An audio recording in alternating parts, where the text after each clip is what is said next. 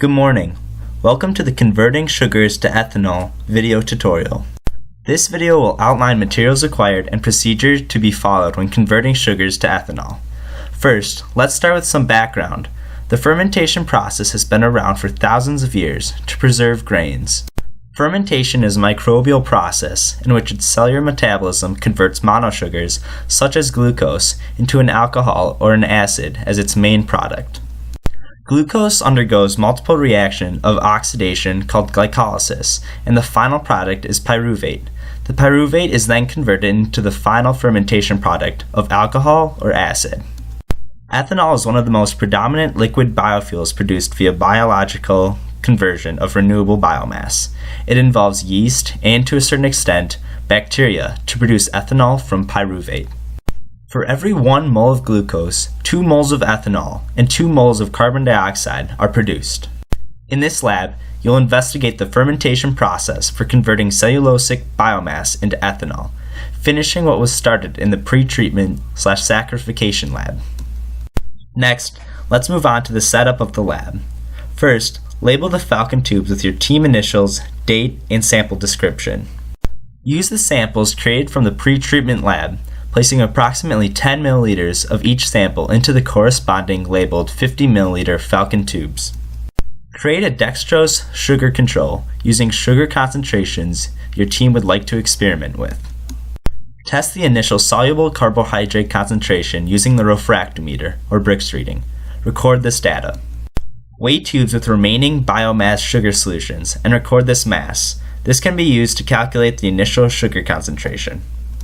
Set up the ethanol probe.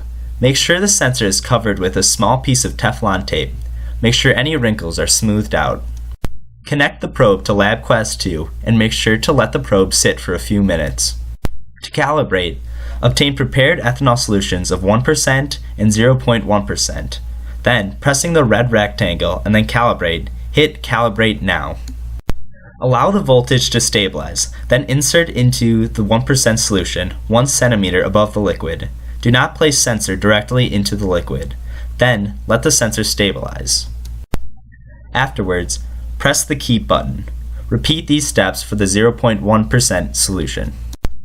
When both solutions have been measured, hit Storage tab, then save calibration to sensor. The probe should now be correctly calibrated. Place approximately 10 milliliters of yeast suspension into each Falcon tube for the standard amount. Record the time you started. Test the initial ethanol concentration using the ethanol probe. Record this data and time. Make sure the common water bath is at 37 degrees Celsius. Then place the Falcon tubes within for 2 to 3 minutes. Make sure to loosely screw on the caps to the tubes. It is important that the tubes not be airtight for fermentation. Take a first measurement using the refractometer to measure glucose and the ethanol probe to measure ethanol percentage.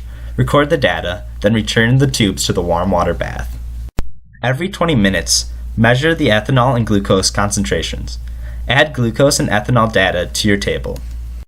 Repeat these measurements in 20-minute increments as many times as possible to observe initial rate of fermentation. Then leave Falcon tubes to the common water bath for 48 hours of fermentation. At the end of the 48 hours, take the final glucose and ethanol measurements and record the data. Thank you for watching this instructional tutorial on converting sugars to ethanol.